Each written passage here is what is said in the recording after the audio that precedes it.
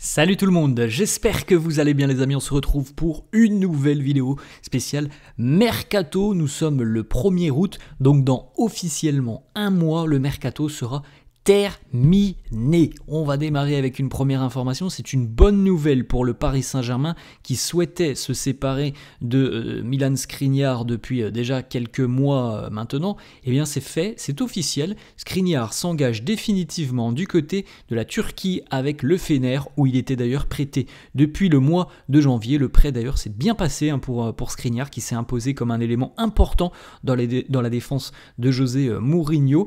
Il a joué 16 matchs sur la seconde partie de saison, il a laissé une impression très positive, il a d'ailleurs marqué 3 buts, bon c'est pas tout à fait ce qu'on lui demande de marquer des buts, mais c'est un plus, tant mieux s'il est capable de marquer. Il a retrouvé aussi véritablement ce qui lui a fait défaut du côté de Paris, c'est-à-dire le physique. Alors, on sait que son arrivée au Paris Saint-Germain était problématique parce que malheureusement il y avait beaucoup de problèmes au niveau du dos pour Milan Skriniar, et là ça s'est plutôt bien passé avec le Fener, donc tant mieux pour Skriniar et pour le Paris Saint-Germain qui ne comptait plus sur lui, donc il est vendu pour à peu près 10 millions d'euros. On enchaîne les amis, on va chez le concurrent et l'un des rivales du PSG, l'Olympique de Marseille qui continue son mercato plutôt intéressant sur le papier avec le retour de l'attaquant gabonais bien connu en Ligue 1 et bien connu mondialement parce qu'il a quand même une carrière qui est immense. Pierre-Emerick Aubameyang est de retour à Marseille un an après avoir quitté l'OM. On rappelle que Oba s'était engagé du côté d'Al-Khalicia en Arabie Saoudite et qu'après avoir passé une année qui d'ailleurs était plutôt positive, eh bien, il est déjà de retour en Europe. La compétitivité du football européen lui manquait certainement. Retour à Marseille, il a été accueilli encore comme une rockstar hier. Il faut se souvenir les amis, surtout que l'OM a beaucoup de problématiques par rapport au poste de numéro 9 depuis quelques années. On galère à l'OM du côté de Marseille pour trouver un attaquant digne de ce nom, et là c'est le retour de quelqu'un qui avait marqué, si mes souvenirs sont bons, plus de 30 buts, je crois c'est 35 buts la saison dernière, enfin il y a 2 ans du coup avec l'Olympique de Marseille. C'était une aventure exceptionnelle et pourtant c'était lors d'une des périodes où l'OM ne fonctionnait pas très bien. Il y avait beaucoup de problèmes au niveau de l'entraîneur, des changements successifs d'entraîneur. On avait terminé la saison je crois avec Jean-Louis Gasset il me semble, donc c'était vraiment très compliqué du côté de l'OM, et pourtant Aubameyang lui avait rayonné sur le terrain. Il a laissé une marque indélébile chez les supporters de l'OM qui sont évidemment très heureux de revoir Aubameyang arriver. On sait déjà qu'il va planter ses buts, Pierre-Emerick, et donc du côté de Marseille, le mercato est quand même plutôt intéressant quand on voit les noms qui arrivent. Alors il y a des joueurs qui évidemment vont aussi devoir faire face à la pression d'un club comme Marseille, mais sur le papier, le mercato est quand même plutôt satisfaisant pour l'OM. Ensuite les amis, on va aller du côté de l'Iran. Alors ça sera certainement la seule fois qu'on parlera du championnat iranien dans les vidéos mercato. En tout cas, on a quand même un double vainqueur de la CAN, un ancien joueur du Paris Saint-Germain, un joueur très expérimenté qui s'engage du côté du Persepolis FC en Iran, contrat de 2 ans. Alors c'est vrai qu'on ne l'a pas vu sur les terrains depuis plus d'1 an maintenant. Serge Aurier s'engage du côté du Persepolis FC. Serge Aurier qui était sans club, tout simplement, depuis plus d'1 an.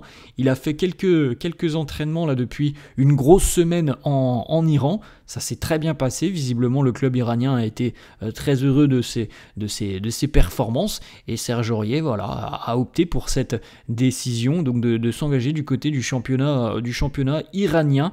Il a certainement très envie de rejouer, Serge. Le club de Persepolis lui a proposé quelque chose, donc il n'a pas voulu, je pense, attendre autre chose. Il s'est jeté sur cette opportunité. Ça peut être magnifique de découvrir un championnat comme ça.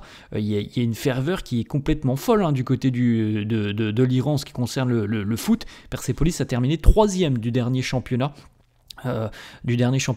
iranien qui avait été remporté par le Tractor. Et d'ailleurs, quand vous voyez des matchs entre Tractor et Persepolis, c'est des 60 000 personnes dans les tribunes, donc ça va être une expérience folle pour lui, et tant mieux s'il retrouve justement ce qui lui a manqué depuis plus d'1 an, c'est-à-dire le terrain. Ensuite les amis, on va aller du côté de Sunderland, les Black Cats qui continuent leur mercato impressionnant.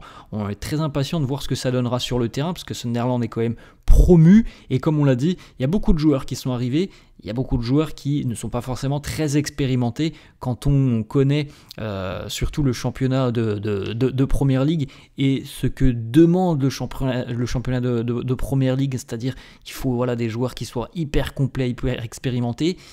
On verra bien si ça fonctionnera du côté de Sunderland. En tout cas, nouvelle arrivée pour les Black Cats. Sunderland enregistre l'arrivée de l'attaquant espagnol, ancien joueur du Barça, formé d'ailleurs du côté du Barça, Marc Guiu, qui s'engage donc avec Sunderland. Pour le moment, il s'agit d'un prêt d'une saison. Il évoluait à Chelsea. Alors du côté de Chelsea, très compliqué, il y avait quand même une concurrence assez importante, donc il n'a jamais trop eu l'opportunité de se montrer, mais il est considéré comme un joueur assez fin offensivement. Maintenant, encore une fois, c'est la même question, hein. C'est quand même un joueur qui n'a aucune référence au plus haut niveau. Il a été certes joueur du côté de Barcelone, plutôt de la réserve. Il a joué 3 matchs, je crois, avec les Blues de Chelsea l'année dernière. Donc, bon, c'est un gros pari quand même, hein, mais en tout cas, c'est un renfort supplémentaire pour Régis Lebris, l'entraîneur de Sunderland. Ensuite, on reste en Angleterre, les amis, avec Fabrizio Romano qui annonce que Manchester United va vraisemblablement offrir au RB Leipzig une indemnité importante pour Benjamin Sesko. C'est ce que l'on annonce. On n'a pas encore le montant, mais il semblerait que Manchester United se soit positionné très sérieusement depuis quelques jours pour eh bien, recruter Benjamin Sesko. Affaire à suivre dans les prochains jours. À noter aussi que Newcastle qui va peut-être perdre Alexander Isak, et les Magpies sont prêts à tout. C'est ce que l'on dit dans la presse anglaise. Ils sont prêts à tout pour recruter eux aussi Sesko. Donc on aura peut-être une grosse bagarre entre Man United et Newcastle pour l'attaquant slovène Benjamin Sesko, l'attaquant du RB Leipzig, qui a marqué à peu près 25 buts sur ces 2 saisons en Allemagne. Il a délivré aussi quelques passes décisives. Autre information de Fabrizio Romano, Manchester United serait en train d'étudier la faisabilité peut-être d'un échange avec une compensation financière entre l'attaquant danois Rasmus Højlund et Benjamin Sesko. Donc voilà, du côté de United, on sonde un petit peu le club allemand pour savoir qu'est-ce qui plaît le plus au RB, une grosse indemnité pour Sesko, ou alors peut-être aussi d'avoir un joueur en échange, Rasmus Højlund, qui n'a pas laissé une impression folle du côté d'United depuis 2 ans. Il a marqué, je crois, un petit peu plus de 10 buts en 2 saisons du côté de Manchester en Première Ligue, mais évidemment on attendait beaucoup mieux de l'ancien joueur de l'Atalanta. On reste en Première Ligue, les amis, du côté de Tottenham. Les Spurs de Tottenham enregistrent l'arrivée du milieu de terrain portugais qui connaît bien la PL puisqu'il est passé par Fulham. Bon, ça faisait 1 an maintenant qu'il était en Allemagne du côté du Bayern Munich.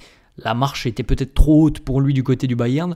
Joao Palhinha va s'engager du côté de Tottenham. Le hier Ouigo est annoncé. On parle d'un transfert de 30 millions d'euros pour Joao Palhinha qui a peu joué du côté du Bayern la saison dernière. La marche était peut-être trop haute parce qu'à Fulham c'était quand même un élément moteur, un élément très important. C'est un joueur qui est très intelligent. Joao Palhinha, il a une science du placement assez exceptionnelle, il a une très bonne vision du jeu, il est assez fin techniquement, donc c'est vraiment un profil qui à mon avis peut convenir parfaitement à ce que veulent mettre en place les Spurs de Thomas Frank. Du côté du Paris Saint-Germain, Fabrizio Romano confirme que le PSG est tout proche de boucler l'arrivée du défenseur ukrainien Ilya Zabarny. Le Hérouigo devrait intervenir très très prochainement. On parle d'un contrat de 5 ans. Les discussions sont très positives entre le PSG et Bournemouth depuis quelques jours. Il ne reste plus que quelques petits détails à régler. Ce sont les informations de Fabrizio Romano. Donc Zabarny, nouveau défenseur du Paris Saint-Germain, un joueur qui a d'immenses qualités de relance, qui est très très bon dans les duels. Donc c'est un profil complet, le défenseur ukrainien. On va continuer les amis du côté de Newcastle. Selon plusieurs médias anglais, Alexander Isak à Liverpool, c'est de plus en plus proche. Liverpool aimerait mettre en place un moyen de financement, c'est-à-dire 60 millions cette année, 60 millions l'année prochaine, et avec les bonus, au total ça pourrait faire presque 140 millions d'euros pour Alexander Isak. Donc du côté de plusieurs médias, on annonce aussi que Isak n'était pas de retour à l'entraînement du côté de Newcastle, donc entre guillemets il part un peu en guerre avec les Magpies. Il s'entraînerait à l'heure actuelle du côté des installations de la Real Sociedad, son ancien club en Espagne. Donc on suivra. Liverpool devrait proposer cette formule à Newcastle dans les tout prochains jours, et si ça se fait, comme on l'a déjà évoqué les amis, le mercato de Liverpool est complètement démentiel. C'est dingue vraiment ce qui s'est passé du côté de Liverpool cet été. Si en plus de ça on arrive à aller chercher Alexander Isak, ce serait quand même assez fou au vu déjà des sommes qui ont été investies par les Reds de Liverpool. C'est quand même assez dingue. Ensuite les amis, une information qui concerne Gigio Donnarumma, le portier international italien du Paris Saint-Germain. Il y a plusieurs possibilités qui s'offrent à lui. On n'exclut pas la possibilité, d'après Fabrizio Romano, qu'il puisse continuer à Paris cette saison, mais c'est pas trop ce que souhaite le PSG puisqu'il est en fin de contrat dans 1 an et Paris ne veut pas le perdre gratuitement l'année prochaine. Un club saoudien et un club turc, Al Ittihad et Galatasaray, sont intéressés par Donnarumma. À noter que on serait prêt à offrir d'ailleurs près de 20 millions d'euros de salaire à Donnarumma, donc c'est quand même quelque chose d'important, hein, 20 millions d'euros de salaire pour Donnarumma si jamais il quitte le Paris Saint-Germain. On sait aussi les amis que les deux clubs de Manchester suivent attentivement la situation de Donnarumma. Et on va terminer avec une dernière information, le défenseur sud-coréen du Bayern Munich, Kim Min-jae, qui est encore sous contrat avec le Bayern jusqu'en 2028, eh bien, on sait qu'il y a des discussions très avancées entre Al Nassr en Arabie Saoudite et Kim Min-jae. Le club saoudien insiste depuis quelques jours pour trouver un accord avec les représentants du joueur. Le défenseur sud-coréen serait OK à l'idée de rejoindre l'Arabie Saoudite. Donc on discute encore évidemment, notamment du salaire du joueur, de la durée du contrat.